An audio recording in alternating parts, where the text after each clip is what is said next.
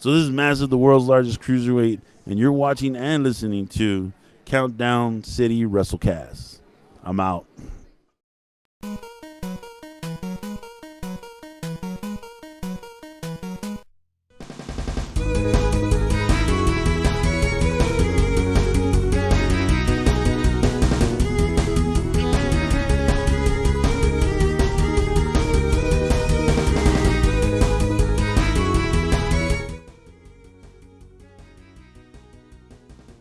All right, now we're back, heels and baby faces. Welcome to another episode of the Countdown City WrestleCast. I'm your host, JC. Joining me this week is Tommy. Oh, no. Say it again, Tommy. You delayed a little bit. Hi. Jeez. Wow. And we got Mike. Mike, we're into the third month of 2022 Electric Boogaloo. Let's see if we can get this show going. There's some really good news. Two big things today we got to do and talk about. Two very, very huge things. Yeah, I think we got the technical difficulties worked out. I'm not sure what happened during the I hope we do. Countdown there, but whew. Can you hear us? Yeah. Oh, no. I think what they do. I can hear you, right? Thank you everybody for joining us. Now, obviously, normally we do this show on Tuesdays, and because I had some stuff going on Tuesday, and I was thinking, well, you know what? The shows we're talking about, there's more matches they haven't fully confirmed, so let's see what happens on Dynamite and Impact before we have our full preview of ImpactSacrifice and AEW Revolution. Thank God we waited, because how many times have we done a show on Tuesday and then some big news breaks the next morning? You know? Pretty often. Yeah. Pretty regularly. Pretty crazy. Oh. Tommy, we didn't hear a thing you just said. No. You okay there? Yeah, I don't know what's going on. Okay. Hear me now. Yes. Shut down everything else on my computer. Okay, I don't know if like our audio is coming through on your end and it's like interrupting when you're speaking back to us or something. I don't know, but so we will shut up when you start. Go ahead. The only thing I can think of is like mute when you're not talking, and then when you're ready to talk, just unmute, and maybe that'll help. So, just a thought. So, anyway, so before we get into Sacrifice and Revolution, let's talk a bit of wrestling news, and by God, there's a bit. So, let's start with one that Mike, I know, is very happy about. Yeah, so first of all, just want to clarify, I have been approved by Tommy to say the following. Free at last! Free at last! Good God Almighty, he is free at last. Yes, Cesaro, no longer with the WWE, not released. Contract expired, they couldn't come to a new contract. And we eagerly await the return of Claudio Castagnoli to our TVs or local indies somewhere soon. Or both at this point. Yes. Cesaro, or Claudio, formerly known as Cesaro. You know, years ago when he re-signed, Mike was wondering, like, come on, just go to, like, New Japan or something. And then he re-signed. It's like, okay, you're thinking maybe they're going to give him a shot. Didn't happen.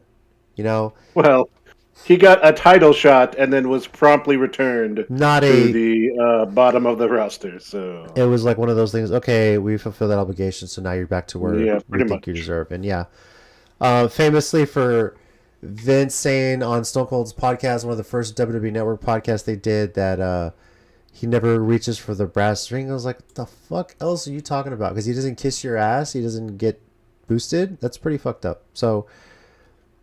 Long live Claudio. Cesaro is done. And the best part of it, he wasn't a release, he wasn't a firing, didn't come to agreement. He's free to go anywhere he wants, whenever he wants. I need to throw one thing out that I heard. What's that? Because it would be brilliant and petty. Probably won't happen, but at Revolution this way, and we're going to talk about this, but their face of the Revolution ladder match is literally grabbing a brass ring, right? Isn't that what they did last year? I think that's what they did. Yeah. I'm just saying, surprise entrance on Sunday, Claudio literally grabbed the brass ring that Vince McMahon said he couldn't do, would be pretty funny. Probably won't happen, but it would be funny and petty. And we know these wrestling companies aren't above being petty with each other. Yep. I could see it. Maybe if he shows up and just like on Rampage. I don't know if he'll be on Rampage. It's live because of what this week. It's a live show. Yeah, so maybe he'll make some surprise appearance and say, "Yeah, I'm in this match too," or something like that, right? So it'd be cool. Officially, they took the to be determined spot off, and supposedly the last spot's going to go to the winner of either Christian Cage or Ethan Page this Friday. Yeah. But who knows? They can kind of do whatever they want. So, I also want to point out one other thing real quick, because obviously I'm a big Cesaro fan, and I read a bunch of articles from people right after everything happened, and someone mentioned he's got his family and his new kid, so I'm sure he wants to spend time with them. And I was like, what? I mean, like, I have never heard anything about this man's private life other than the rumor that he was with Sarah D'Amato, Sarah Del Rey. I don't know if that's true or not still, and he doesn't really share any of that. So, yeah, if he really does have a new kid, congrats, and I could totally understand you taking a little bit of time off, but, we hope to see you soon. Yep. Hassan Terrell, what's up? I'm just seeing the comments coming through now. Thanks for joining along with us, and let us know your thoughts here. Comment on the news we're discussing and match predictions. Tommy, what do you got to say about the Free Man, the latest of Free Man of the WWE thing? Can you hear me? Yes. That was weird. I tried to fix it, but I couldn't. Okay. It's cool. It's last time. He deserves it to be appreciated somewhere else, because he appreciated there.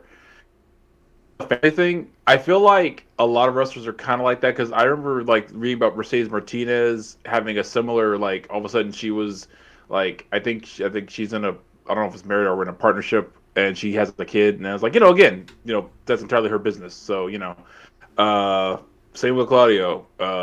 I automatically started calling him Claudio immediately after that contract stopped. It was like, as soon as they announced it, I forgot his name was Cesaro so fast. I went back to Claudio so fast right after that was over. So, yeah, I'm hoping to see him on the indie show again someday, or maybe in just somewhere. Hopefully Dallas. That's wishful thinking, but I would like to see him in Dallas. We've said this for the last 2 years. New Japan, he needs a run. They have a New Japan Strong show that weekend. Yeah, and well, with the latest news we found out, we'll see if Ring of Honor still even has a show. But this is there's a bunch of places he could go. Who knows if he stays stateside, if he goes to New Japan. For all we know, this worked out great for him to have the contract expire now, and there's a wealth of opportunities for him to stay on the U.S. side and go places. So, yeah. Now that other news, because all of us were doing something Wednesday, couldn't catch the opening of AEW Dynamite. Don't worry, guys. I got no life. I got you. Well, one, you're not coaching the softball team, but I think Tommy was working. So, yeah, you had some time to watch I suddenly got more hours. Goes back up. All right, we're getting signal here. Everyone make the Tommy pose.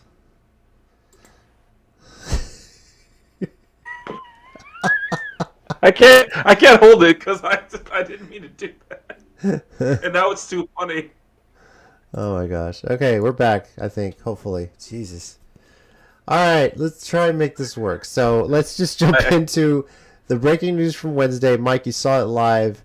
Yes. Go for it, man. How your excitement, because you're the one sending us the message. Well, okay, so the thing is, for a week or two, or a week and a half, Tony Khan has been promoting. He had this big announcement. And some people have kind of started backlashing because they feel like Tony Khan has often said there's a huge announcements, and not that they weren't big announcements, but they weren't as big as he made them seem.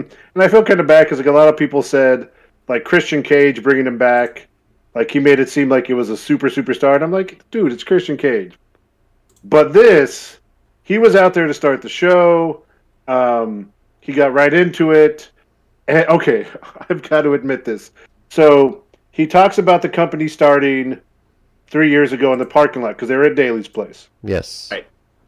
And then he said 17 years ago another company started. 17 And I years swear to prior. God, He said 7 years or prior. 17 years prior, okay. Yeah. But I swear to God, I was like, WCW? And then I had to stop and go, oh, no, wait, I'm still old. That's way before 17 years, or way longer than 17 years ago. So, yeah, that was kind of depressing. But,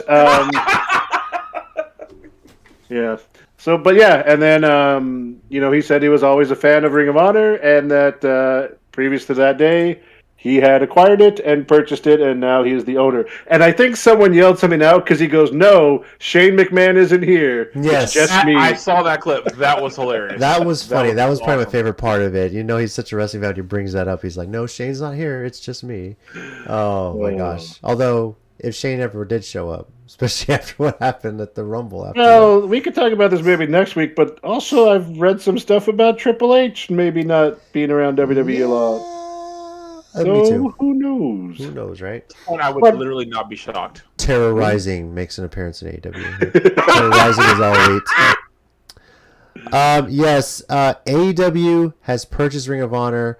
There's been rumors that AEW may potentially be working out some sort of streaming deal with HBO Max, which makes sense because TBS TNT are owned by Warner Media, which currently owns HBO Max. I think there's AT&T may potentially be trying to sell the rights off to Warner Media. Don't know the whole deal, but either way, that falls under the Warner Media umbrella.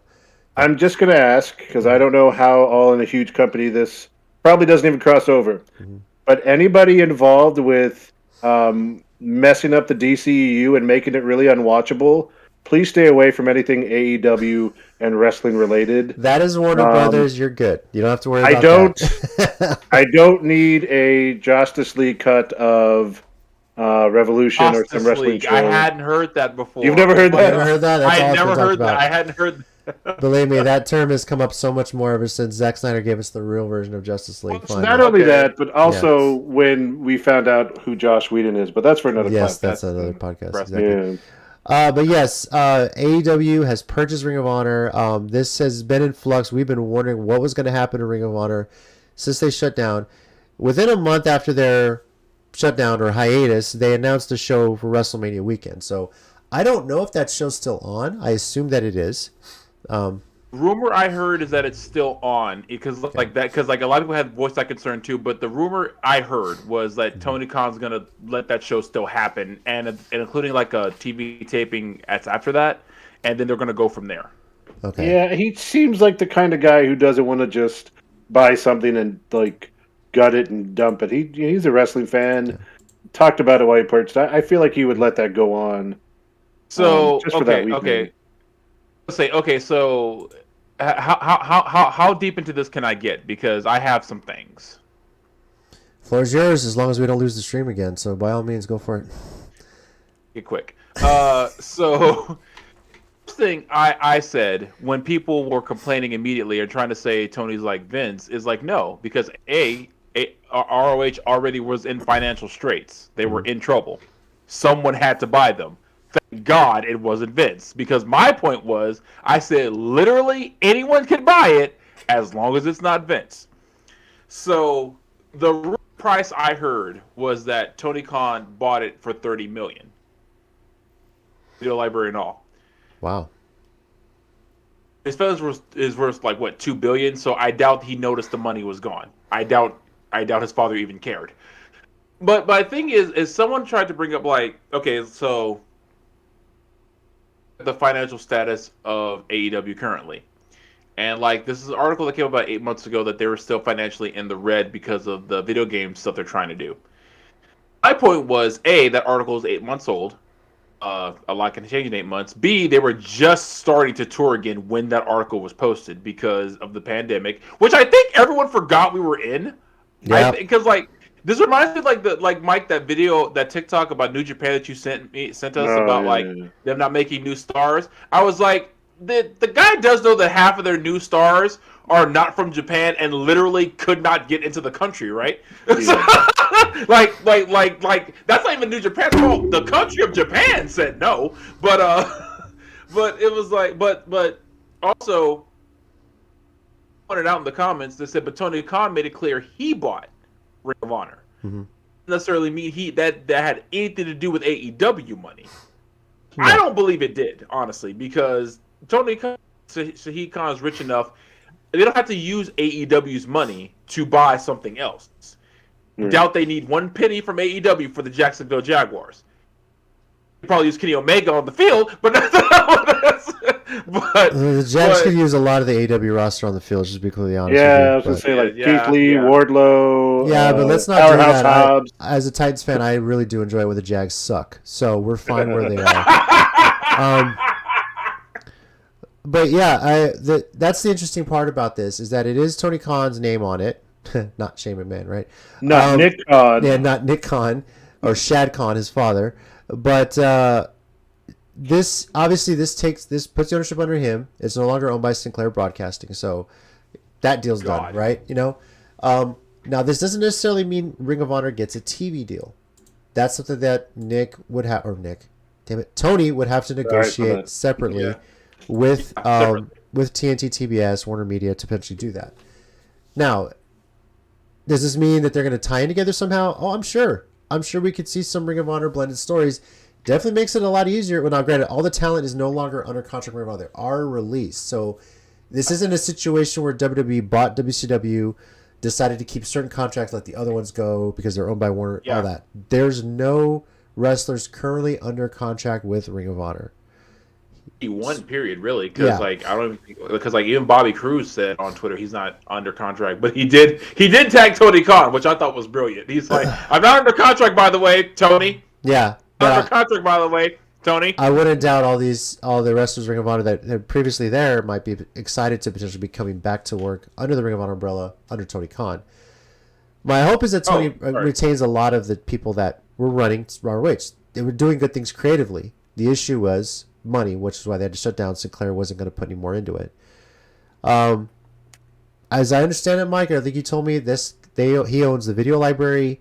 He owns pretty much the entire history of Ring of Honor, right? Like this is a full-on. As far as I understand what I read, that seems to be what it was. It was the whole kit and caboodle, if you will. Okay. I saw some kind of press release that said that he owned that.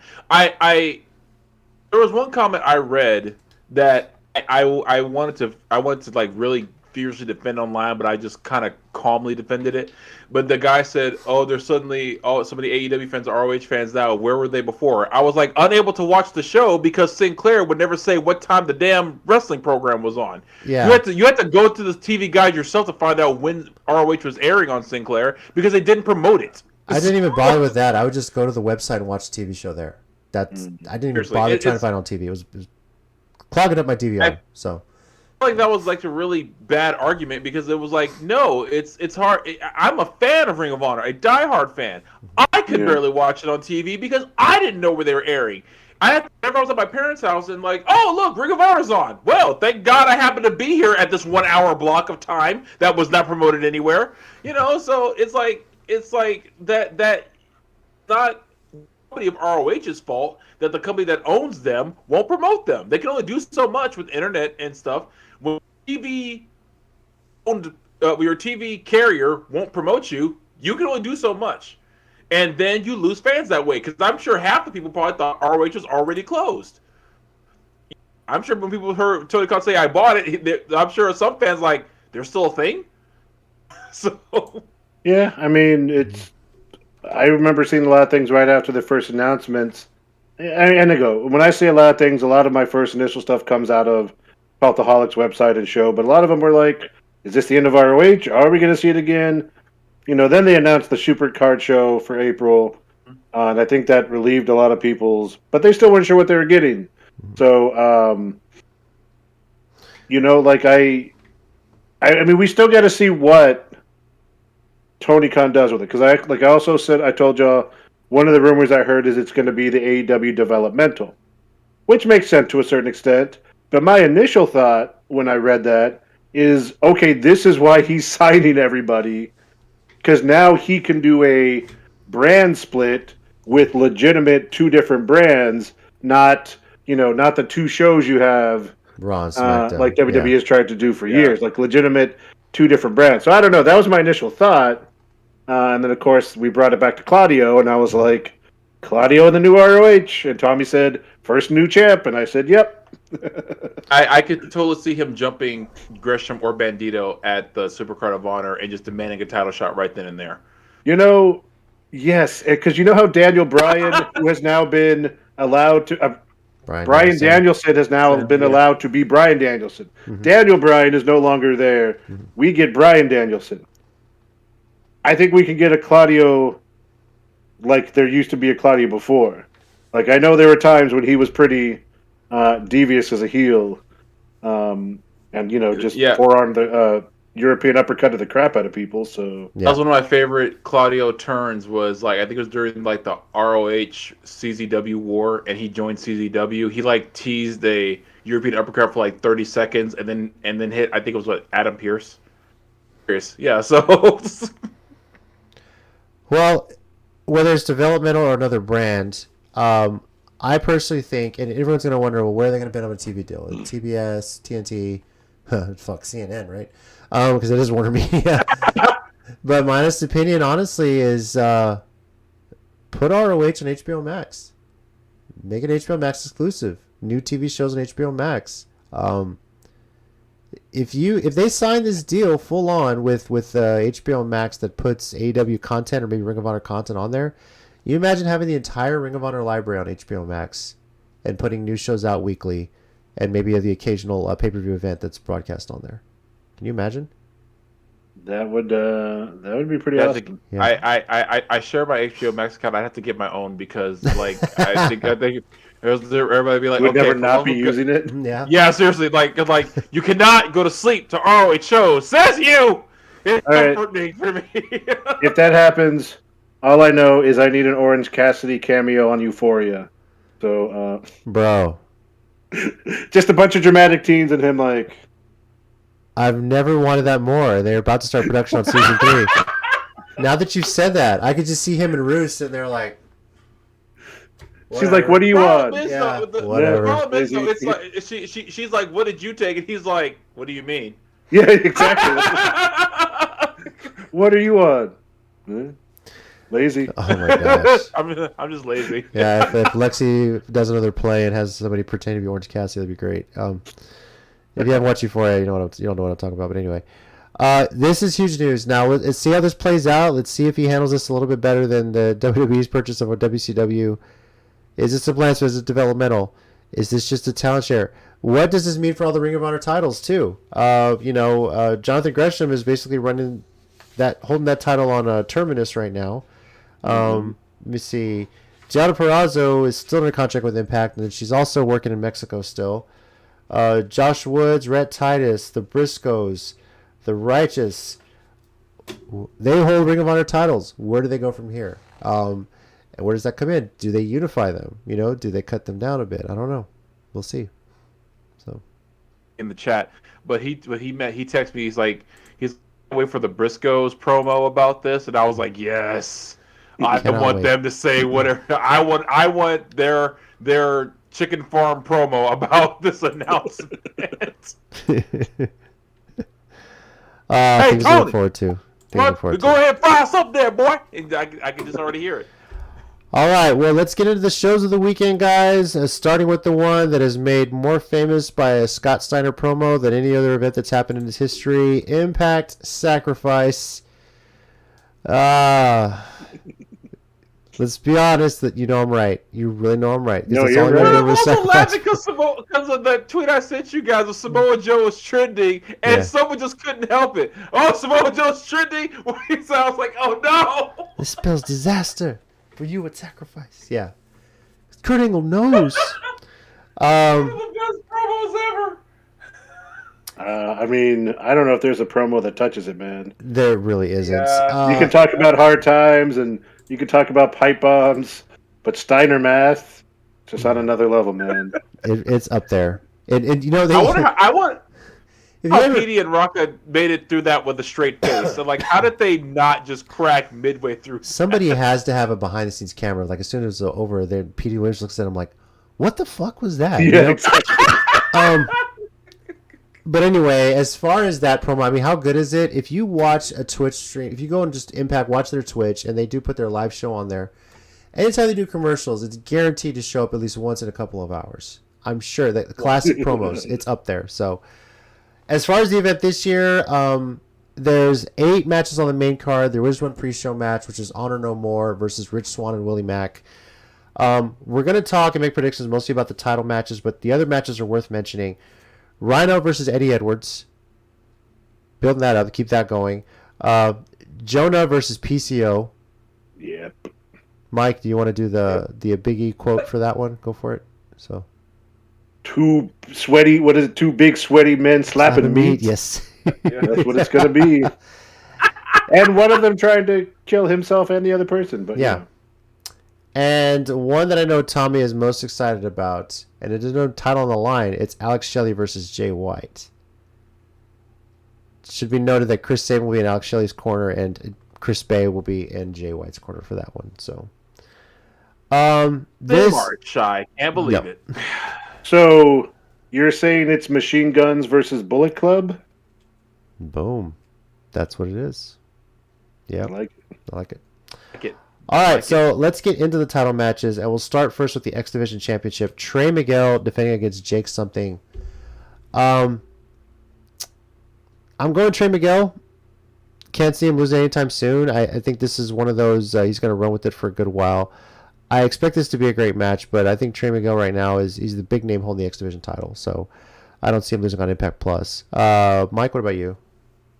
I agree. I mean, I really feel like Jake needs to decide on what he is. Mm-hmm. Or, what his last name is. I mean, you got to have more pride in yourself than just something. That seems like very Orange Cassidy. No, I feel like Orange Cassidy is mad he didn't think of that first. It's like, damn it! Good. That's brilliant. No, I agree. I mean, I kind of agree. Trey Miguel has been on a kind of a good run, and I think he's going to keep it for a little while. So, yeah. All right, Tommy? Trey Miguel all day long. I feel like if anyone takes it, it'll be Chris Bay winning it again, and I feel like it'll happen like now that he's like Bullet Club and they have this whole going. So I feel like that's when. Yeah, Trey Miguel all the way. Okay. Knockouts Tag Team Championship. The match is finally going to happen. It was supposed to happen a couple months ago, but due to COVID issues, they couldn't do it. But finally, Inspiration is defending their championships against the Influence. I know where Mike's going, so he can just go ahead and go first. Say it, my man. So. You got to be joking me. I'm going for the Inspiration. Also, I'm going to say something else. Mm-hmm. Caleb, what's his name? Caleb Coney or Caleb with a K? Yes. Mm-hmm. Watch your hands there, buddy. Right? Getting a little too close there to Jesse McKay, right? Cassie Lee too, but mainly Jesse McKay. Careful though, buddy. Yeah. Right? They're both married. What's going back on? off. Yeah. So. Specifically Jesse McKay though. Yeah. Yes. Tommy, what about you? The Inspiration.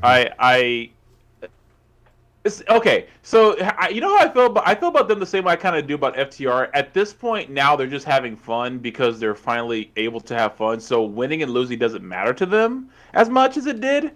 But I think they're going to keep the belts. I only bring that up because it made me think of what someone said. They said like, what's the difference between FTR and AEW to FTR and WWE? I said the difference is tag team wrestling is more important, which is what they were begging for in WWE.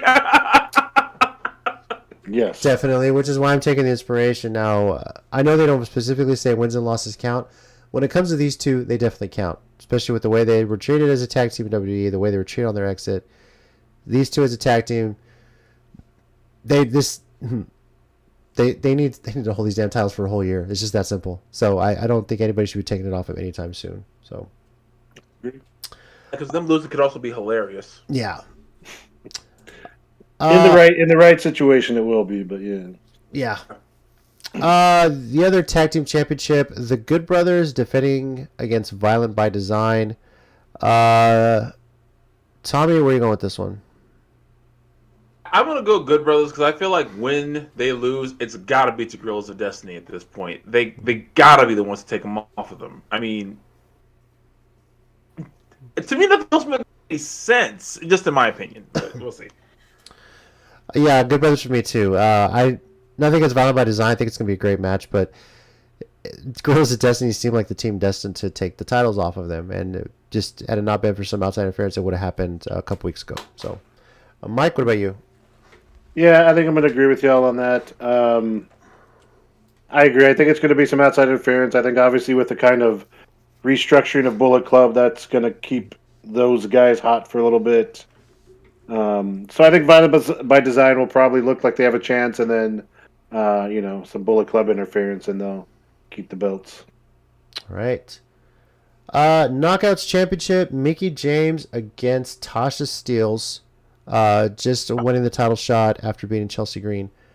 Go with Mickie. Keep the hardcore country going. I don't see her potentially losing the title right now until there's some sort of return match against Deonna Purrazzo, unless some other big potential free agent comes in or some star. Now, that's not to say Tasha Steelz isn't deserving.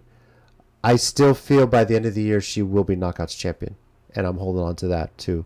But I think Mickie James takes this one. Mike, what about you? I'm a little torn, basically, because you're just having the same match like 2 weeks removed from the last show or whatever it was. And last show I picked Tasha Steelz because I was like, what better time to pull the trigger on something like that to get the momentum? I don't know, but I think I'm going to agree with you. It seems like they're going to keep it on Mickie for a little bit. Of course, it'll be my luck. I go 0 for 2 with this and pick them in the wrong order, but who knows? All right. Tommy? Yeah, I'll lone wolf it and say Tasha Steelz. Right. I just got a feeling, so I'm gonna go with Tasha Steelz. You're a good man. All right, and finally, the Impact World Championship, Moose defending against Heath. I know the man's got kids, but is anybody taking Heath in this one, or are we all going Moose? Oh, with more build-up, I probably would, but no, not this time. What if his kids interfere? That's a lot of interference. You really think it's going to stop Moose, especially when you consider what happened with Josh Alexander? No, because Moose don't give because clearly Moose don't give a damn about kids. No, I he think he just start booting kids left and right. So I don't think he give a damn. He's like, man, get your be worse than brothers, man. Yo, kids. Can you imagine one of Heath's kids getting in there and taking a spear from Moose? How fucking insane that would be. So, now I hear is the line from Bernie Mac from the movie Soul Man. If you guys have never seen it with him and Samuel Jackson, said, "Fuck them kids, fuck the kids." Oh my gosh! All right, so I'm sorry. I love Soul Man. That movie is so good.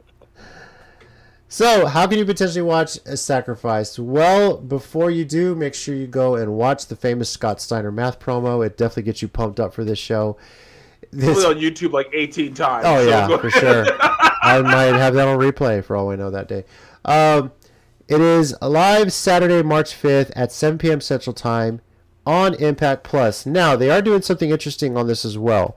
While you can be watching on Impact Plus, if you go to Fight TV and pay the $10, you can get the alternative commentary for Sacrifice, and that alternative commentary will be provided by SoCal Val, Lisa Marie Varon, and Tracy Brooks. Yes, nice.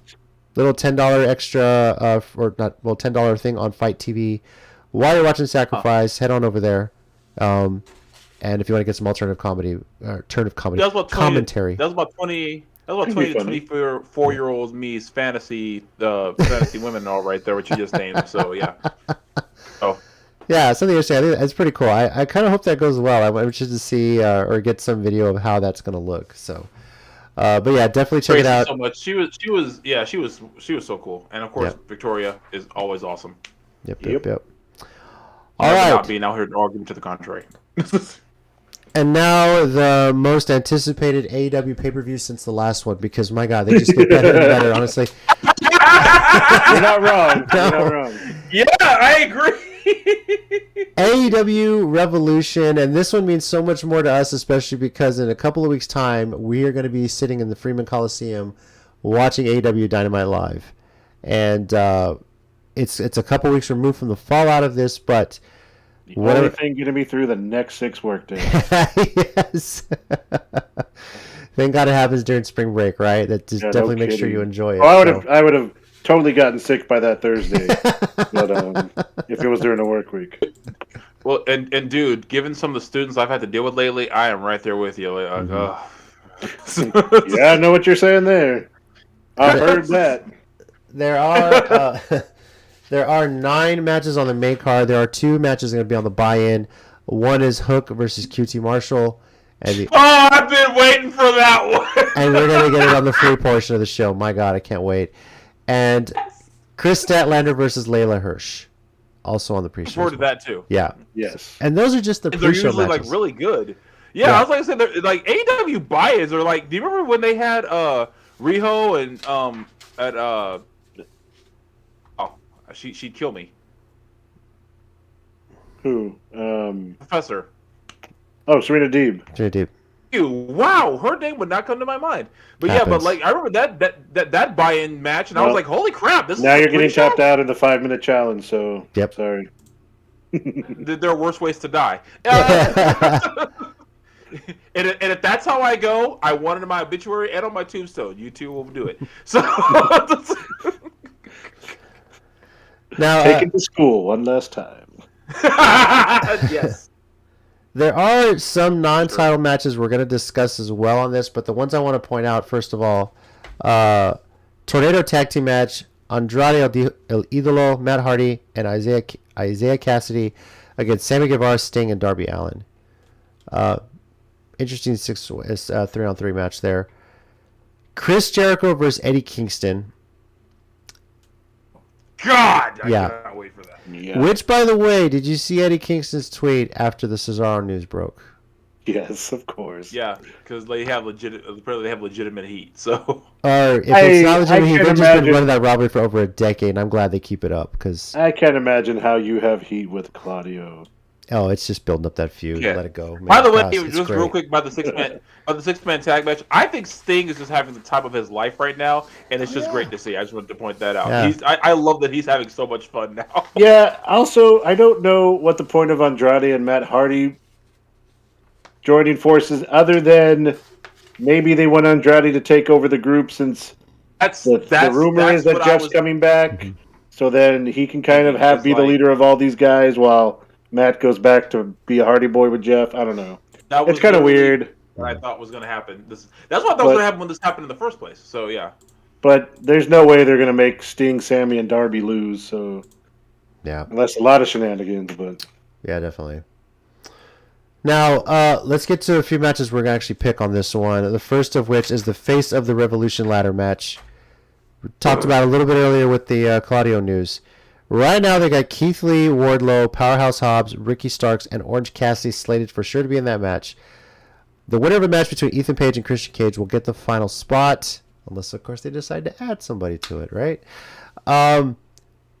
Mike, you can go with any name that I've listed here, or if you think and believe in your heart that Claudio is going to be showing up, you're welcome to pick him. I don't. It was a funny little thought, and I like the idea of it, but Yeah. I want to go with Keith Lee, because if the face of the Revolution is supposed to be the big person that you push, I know Wardlow could be that, except I think this is the pay-per-view that finally pulls that trigger of their long-term booking, and that'll play into another match. But I don't think Wardlow's going to win. Dude. What's that? You're reading my mind. Yeah. So look, and this was a tough one because they're literally starting a Keith Lee, Ricky Starks little rivalry thing, which is just amazing.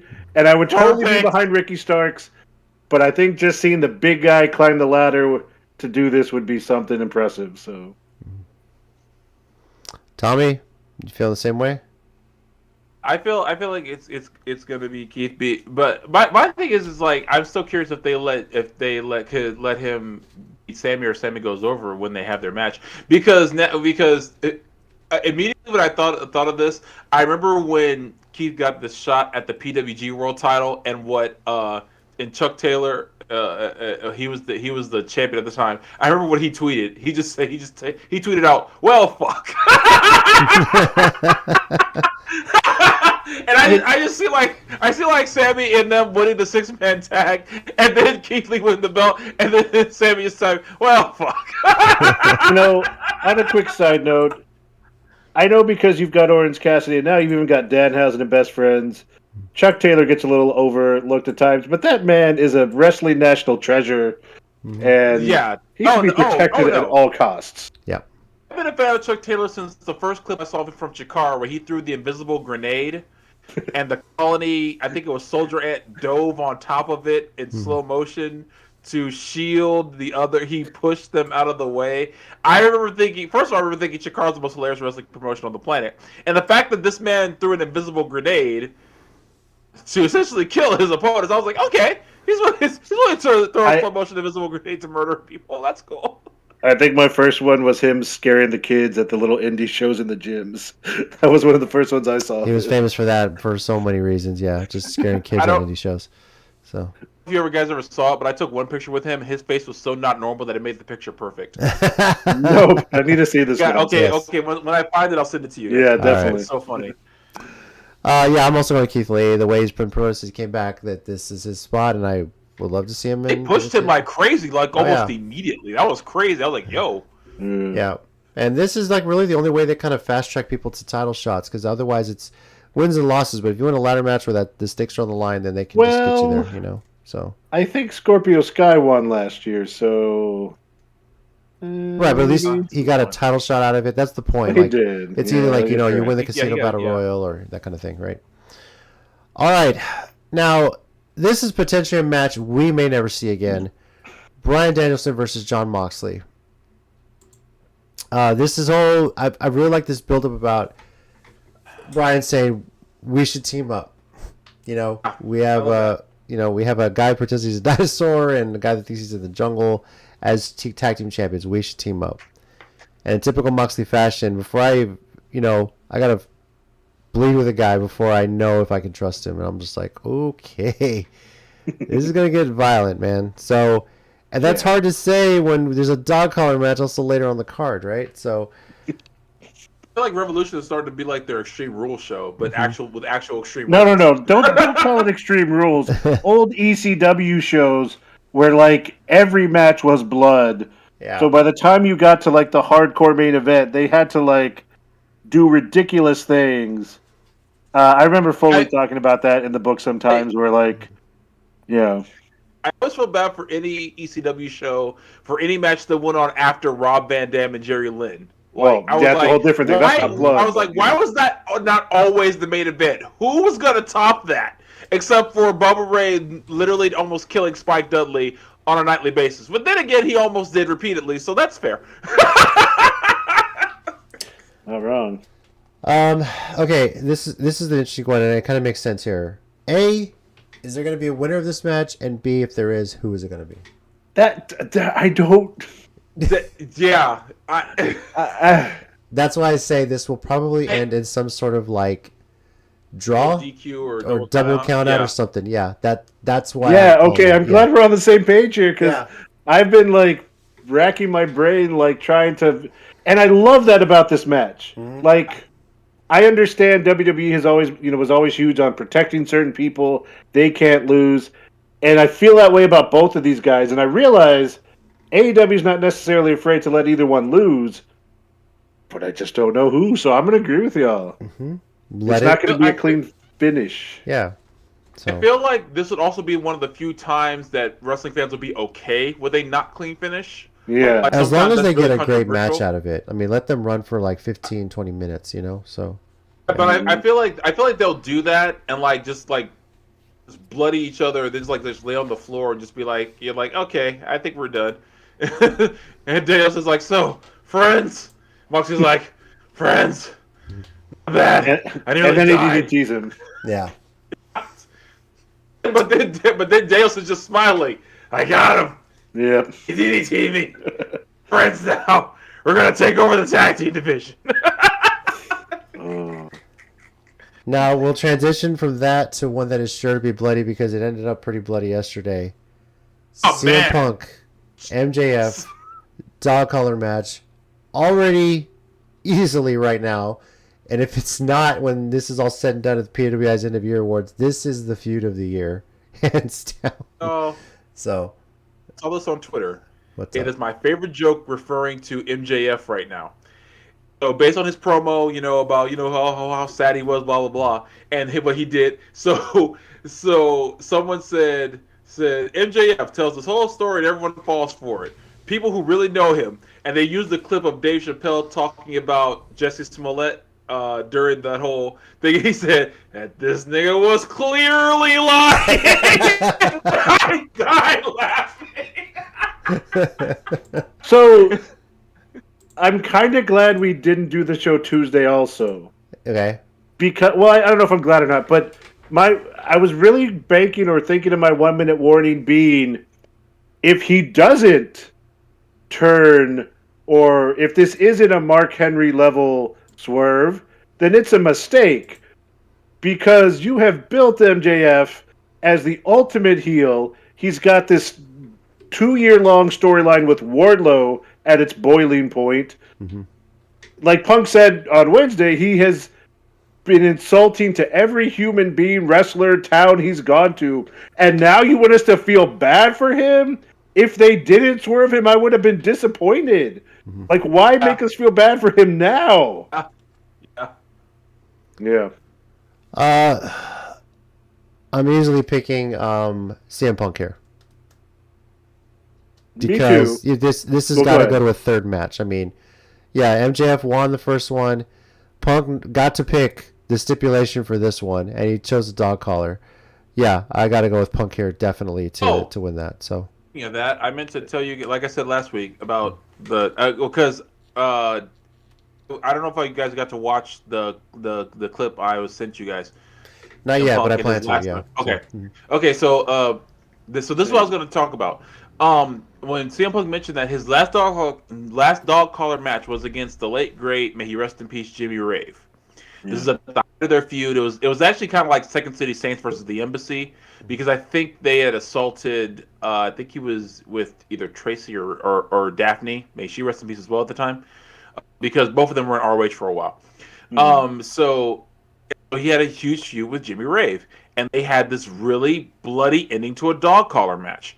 And I know you guys were mentioning the Raven one, and that's like that one was good, but this one was like peak Jimmy Rave trying to prove himself.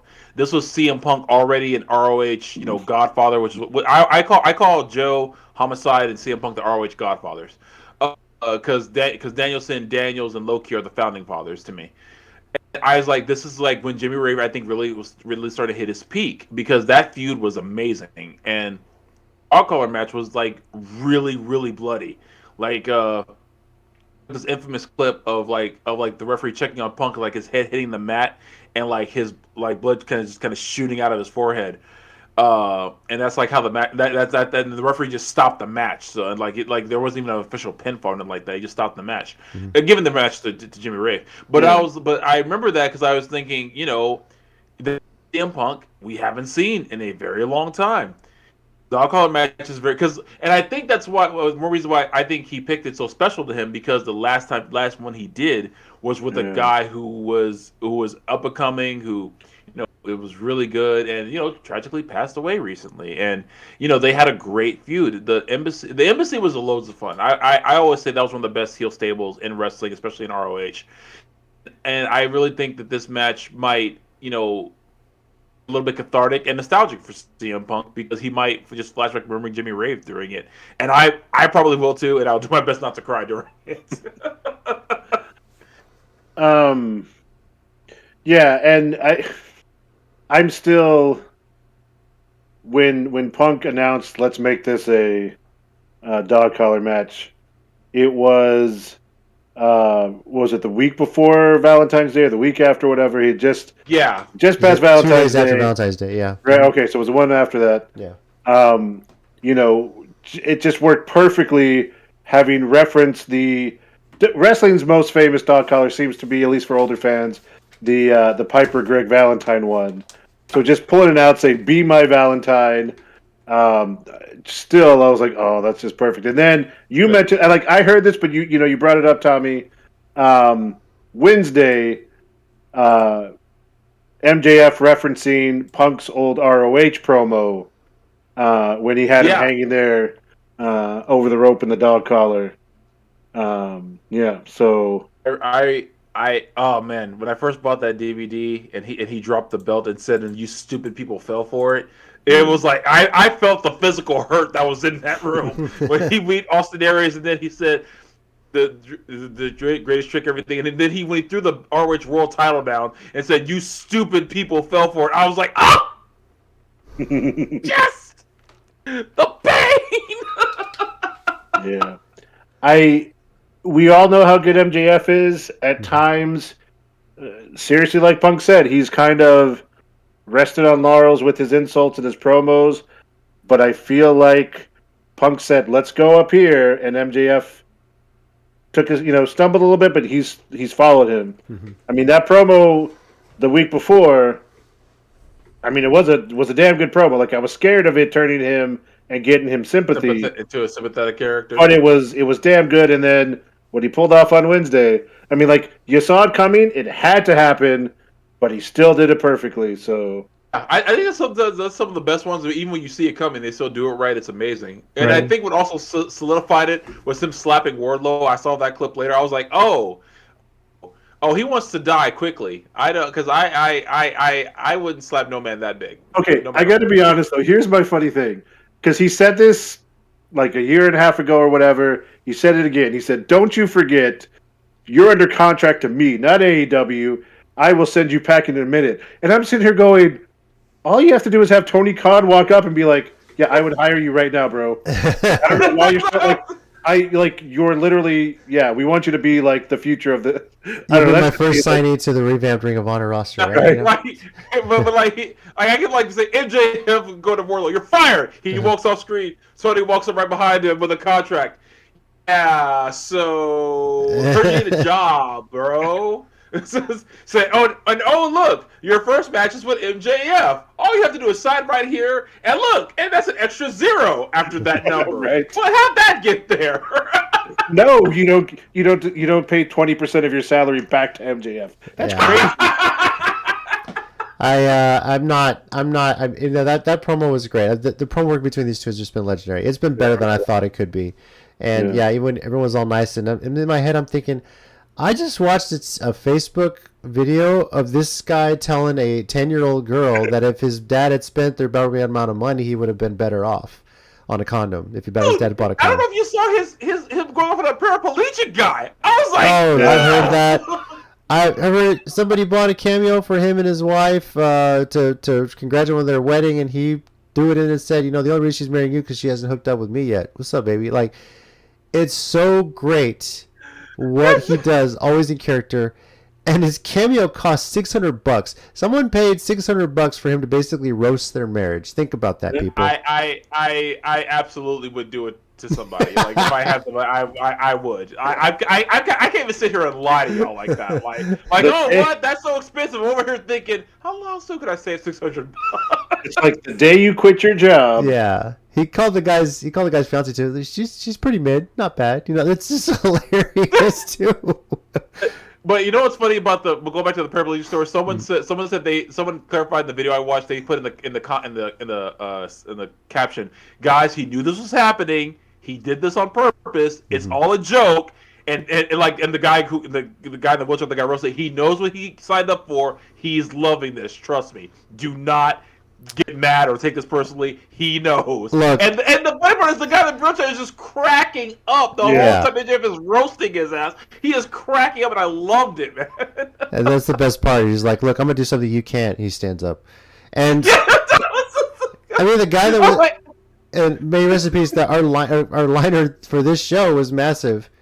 And he said in his interview, when I interviewed him before he passed, famously once told the guy in a wheelchair, "Hey, come talk to me when you can stand up or when you can walk," which was fucking hilarious. I was there for that. So, but the guy was cracking up, man. If you're a wrestling fan, you're in a wheelchair, you're gonna get roasted. You better just expect it. So, I mean, it's just what it is. Honestly, it's like going to a place with an insult comic. What did you expect? Literally, if you ever go to a DL Hughley show and if you get offended, that's your fault. You spent your money to be offended. I would never be offended at a DL Hughley show because I knew exactly what I signed up for. Yeah. All right, besides all that, I assume we're all picking CM Punk here. Is anybody going with MJF? No. No. Also, I'm picking Wardlow to turn here. Do you think this is the spot? Okay. I do. All right. He hits him once and leaves. Like Also, that'll. Do we got Russian bots in the comments or? Did they assholes post another one? I've already reported them, so it's fine. I don't know what I just. Yeah. Okay. Yeah, don't click on it, people. All right. Please don't. On to the championship matches. A TBS championship, Jade Cargill against Tay Conti. I'm just going to come out and say it. Jade's the one they're pushing on this that she's going to have for a while. I don't see her losing it, at least not to Tay. So are you guys in agreement with that too? Or Yeah. Yeah. Yeah, I get a little bit of maybe not Lesnar with her, but maybe Rousey with her. She's I get some Rousey decent. She's a little green at certain things. You know, her promos are kind of hit and miss, but I get it. Like when she's on and when she's pulling off moves that other people can't pull off, it's crazy. But I agree. I think they'll keep it on her for a little bit. I've noticed her last few matches though. She's finally taking damage. She's finally selling. Thunder Rosa, Ruby Soho got good matches out of her. The Bunny had a match last Rampage but they had a match recently. Last Rampage, yeah. Okay. Yeah.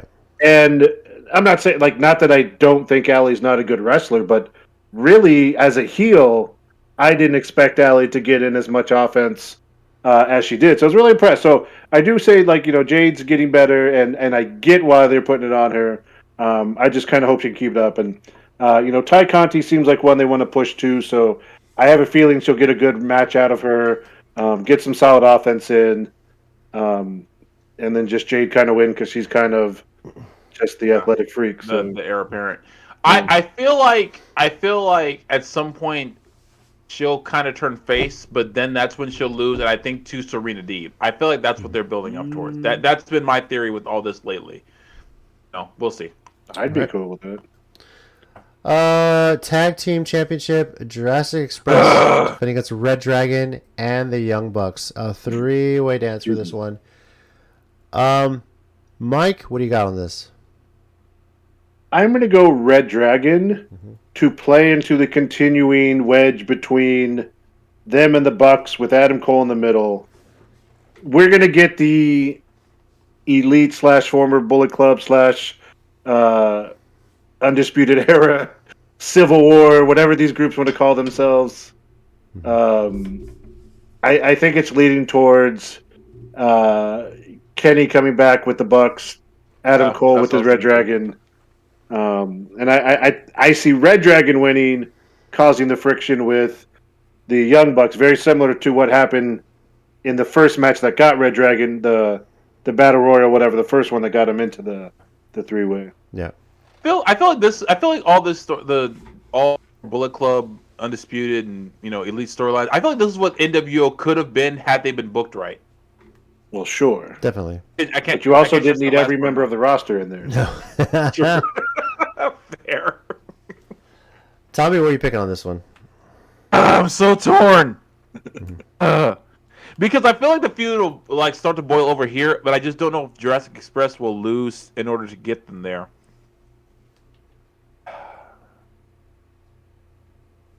All right, I'm gonna go Jurassic Express. I hope they keep the belts, but see, I'm also torn because I love Red Dragon. Everyone knows about my history with Bobby Fish. That was a special moment in Ring of Honor. Especially in San Antonio, yeah. It's like, were we ever so young? I'm must have gray hair. I'm going with Jurassic Express because I expect him to sneak in and get a pin while Red Dragon and the Young Bucks are beating up on each other. Also fair, yeah. Yeah, it'll probably be some sort of roll up. The other guy pulls somebody out. That's what I think they'll sneak away, and then you got Red Dragon and the Young Bucks blaming each other for why they didn't win the title, and then you still get that little Civil War friction thing there. Yeah, so I could also see that. Yeah, and honestly, I would, in a weird way, I want to see Moxley and Danielson against Jurassic Express. I want to see these two actually, they kind of call them out in the promo as it is, so you better just make a match out of it. So I don't think it'll have. You've already got this Red Dragon Young Bucks storyline working. Moxley and Bryan Danielson don't need to be in that. Let that happen. Don't put any gold on it, and then you get Moxley and Bryan Danielson going after Jurassic Express. So that's my thought on that. I feel like the feud with the bubbling feud with Elite and Red Dragon and Cole is perfect enough. It doesn't need a belt to. I honestly distract from it, really. So. Yeah. Let's see here. All right, Women's Championship. Dr. Britt Baker, DMD, defending against Thunder Rosa. Guys, I think it's finally time. I think we're all in agreement. We all want to see her with the title when they come to San Antonio. It's safe to say we're all going Thunder Rosa, right? Yes. And Tommy, before you get on, I told this to JC, and he told me it's because I've been brainwashed by WWE booking. But I'm pretty sure on Wednesday, Thunder Rosa pinned Britt Baker in. I know they beat her and Jamie Hayter. I'm pretty sure she had pinned because I was watching, but I got slightly distracted by some stuff. And that's usually not a good sign when the match before the pay-per-view, the other person beats the champ. But I called this out last week. I can't go back now. I need Thunder Rosa to walk into the Freeman Coliseum with the title and for San Antonio to lose its shit. So, going all in with Thunder Rosa. I feel like they also did that on purpose just to make people who are WWE influenced think that too. So yes. Yeah. And let me also add, when it happens, I'll be super happy, and then I will give Britt Baker a standing O. For sure. Her run absolutely. with this title has been incredible. She is definitely a pillar.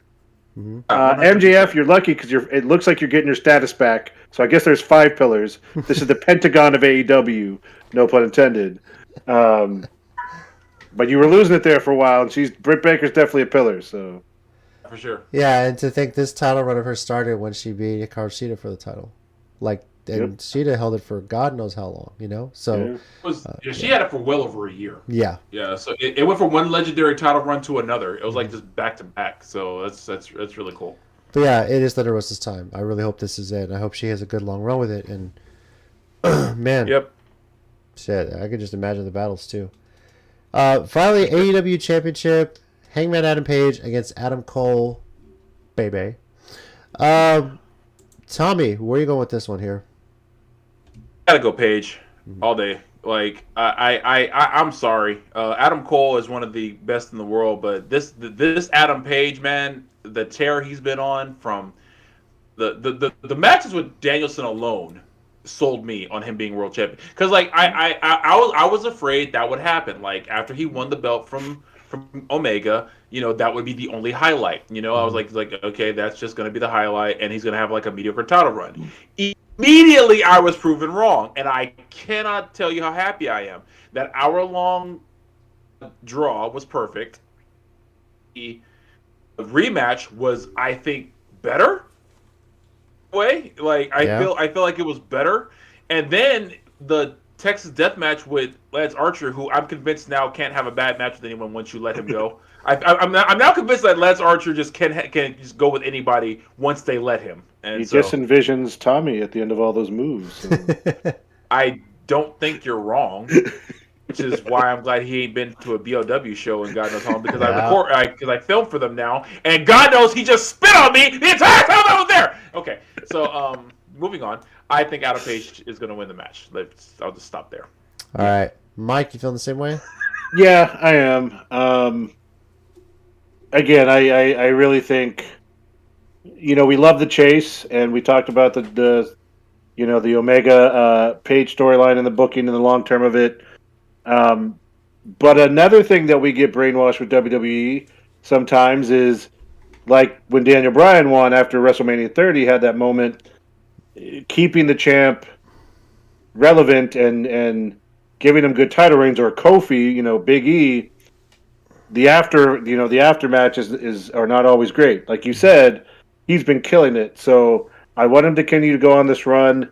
I want it to seem like there is nobody in AEW, no matter who they bring in or who's there, that he can't beat. So when he does get beat down the line, it's a big deal again.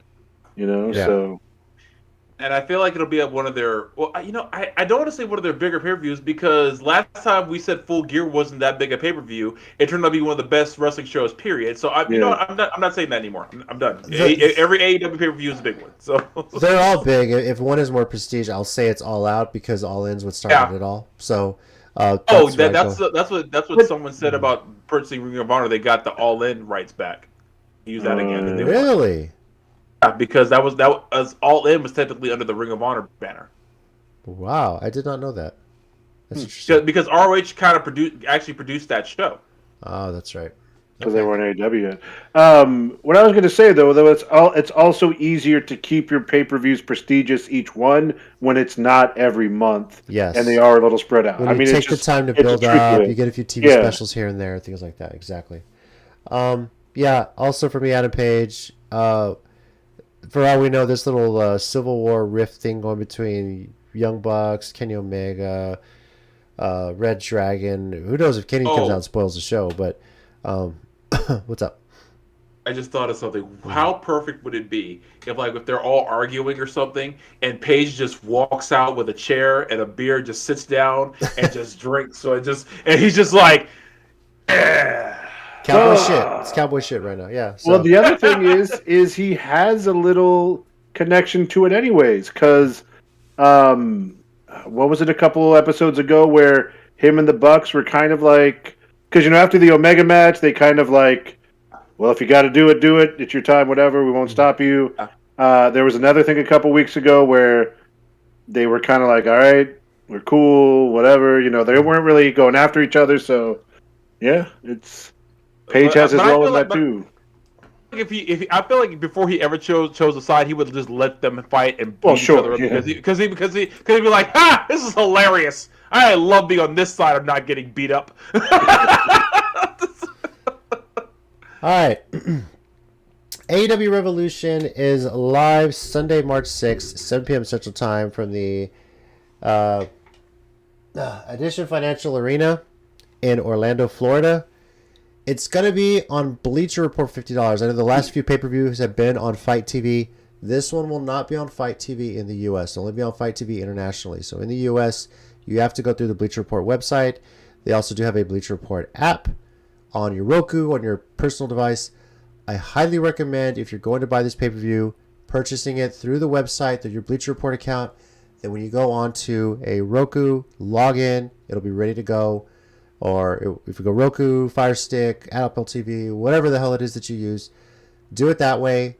That way you're not having to... It's a lot easier to type on a computer than it is through a damn thing with the remote. So purchase it through the website and then just log in through your app on your device and then load it that way. It's a lot much simpler that way. So looking forward to it. Again, like I said, we started talking about it. This has been as much anticipated since the last AEW pay-per-view, and that's really how great these things go. So yeah. All right, we've talked about our two shows. Now let's get into our, let me click the thing here, 1 minute warning segment. 1 minute warning.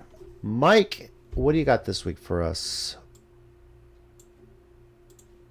If anything. You know what? I'm just going to come back and be like, Claudio's free again. I mean, look, you can spend a minute talking about it. I'll give a shit. Ready? In all fairness, it's not as easy for me to say Cesaro's gone because I'm not going to lie. I had more time with him as Cesaro than I did with Claudio. A lot of my Claudio information came after hearing about Cesaro, and in fact, when we started doing the ACW shows, I think we went to the one right after Claudio had come there. Yeah. So I think we had missed him. I got to. I think you missed. I got to see that one, but yeah. Or maybe you did. Okay, then maybe I missed it. Yeah. So I never got as much time with Claudio until after I started seeing Antonio Cesaro first, and then kind of went back and looked up a lot more of the stuff. I want to see him wrestle other places where his wrestling's appreciated. We talked about AEW has allowed Bryan Danielson to become Bryan Danielson again. Jon Moxley, doesn't have to be as goofy. Dean Ambrose. And not that it necessarily has to be AEW, but I hope wherever he winds up, he's allowed to be, Claudio and just show everything he's capable of, because he's a ridiculous athlete even for his age. He's about our age, right? He's like 41 or something now. Yeah. But he's still just in ridiculous shape.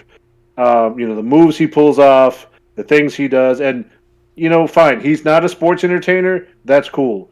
He is a top wrestler, and I think if you give him time, he can be right up there with Bryan Danielson, Omega, as just like considered one of the top in the world. Yeah. If you just let him wrestle. So, yeah, there we go. There is a match of him versus El Generico. I don't know what DVD I have it on. I gotta. It's an ROH show. I gotta find it. It was like a tournament final. I gotta find that and send that. I've heard they may be similar to the Cesaro Sami Zayn matches. Like obviously not the same person. I heard, but a similar NXT when he went NXT. Close. Yeah. Yeah, I hear they're like similar wrebler types. So I think Sammy and Generico trained the same place. Probably the orphanage down in Mexico. Mm-hmm. But Generico went back and Sammy didn't. So right. But it's gonna look a lot like those matches from what I hear. But we'll try to watch it and we'll be the judge.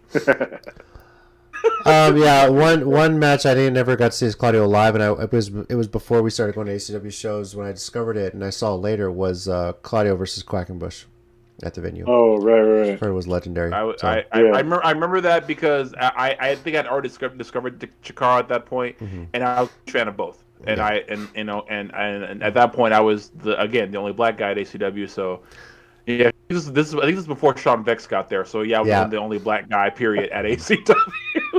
Very true. All right, Tommy, what do you got this week for us? I got something. Go for it. All right. With this news of Tony Khan buying ROH, people let us enjoy things. Some of the most cynical people I know about wrestling are happy about this. Who I thought were going to crap on this immediately are thrilled at this news. And other people are just complaining. I'm like, let people enjoy things. Let this happen. If it turns out that it goes wrong, cool. We'll find out later. But for now, let people enjoy things. Let us hope that it'll be good. Let the feeling of, do you remember that feeling of hope we used to have when we watched wrestling on a weekly basis, that hey, this might be a great show? We can have that again just for a little while. Let us hope. And we don't know what's going to happen, but it's Tony Khan. Tony Khan has proven himself to not be perfect, but to correct his mistakes more often than not. Now, I firmly believe if any mistakes are made, he will correct them. He's got the right people around him. I think the right people will come to ROH around it. I hope he'll bring back Bobby Cruz, Todd Sinclair, Kerry Stoken, and I hope even if Gabe Sapolsky, I don't know if he can, but if he could throw a hand in, sure. And Delirious, who used to book everything. Shane Taylor, please God. I hope all that. I really hope this all works out. It should. The fact that we might get access to the full Ring of Honor video library soon is just exciting to me, because that is 20 plus years of things that made me just love indie wrestling before they made it mainstream. So, just hope for a while, guys. Just let hope happen. All right. Good stuff. Now, hang on, let me just write this down. Okay, so for mine, I know we've had all this stuff in wrestling news, but I just want to say one of the greatest things I actually did see in wrestling this week, and it actually just happened in the main event of Impact. I don't know if you guys were watching before we went on to the show. Watch it. Joe Doering, he's hilarious. Hillbilly gimmick. Oh, he is. He's great. He's great. And they were in a match, them and going up against the Bullet Club. He's going one-on-one with Jay White. The guy brought out a literal door into the ring. And the best part about it is the commentator saying he's going to try and throw him through the forbidden door. Regarding Chris Bay actually was in the ring. And you can't help but laugh and just enjoy the pun of it all. Hilarious. Joe Doering. Okay. And I know Mike is all the talk about forbidden door. You can at least enjoy this one. It was so funny. He was trying to throw Chris Bay through a literal forbidden door. Yeah. Come on, wrestling is fun. It's fun, and it You may not be enjoying it in some other companies, but if you find something, just enjoy it. It's fun. And I hope one day he gets to throw somebody through that forbidden door. They definitely teased it, but my God, when he finally does do it, crowd's going to pop huge. So, yeah. Yeah. Joe Doering is great. Yeah. Oh my God, so funny. Great main event too. All right, guys. First of all, thanks for being a bit flexible doing this on a Thursday. Besides technical issues that did work out pretty well, I gotta say. Yeah. Once we got going. Yeah. The first 7 minutes were a bit of a mess, but I think once we got those all fixed up, we were all good to go. Yeah. So yes, we made our predictions for Impact Sacrifice and AEW Revolution. Next week we will recap both of those shows, and the week after that, I don't know if we're gonna do a show because we're gonna be at Dynamite. So, I say we do like a live show and we get okay. I mean, maybe we can do something like live real quick from Dynamite or immediately thoughts afterward on somebody's phone. Who knows? But this is exciting. We're gonna recap Sacrifice.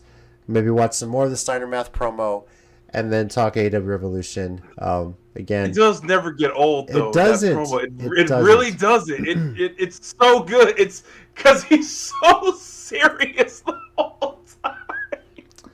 A part of me really hopes that Claudio does show up at Impact at some point, just so he can reenact that promo, because he is such a big Scott Steiner fan of just how dumb some of this stuff is. So. I wouldn't need nothing for Christmas. That happened 5 different languages too. Yes, dude's gonna go. Whatever company he signs was going international just for that. So. Yep. For sure. Yeah. He can translate for like almost all the countries. Thanks for watching with us, guys, and be sure to tune in next week. Over here, we got Tommy. We got Mike. Thanks, guys. Be good to each other. And I'm JC, and as always, heels and baby faces, remember, pro wrestling is real. People are fake. Fake. We'll see you next week. How are you saying?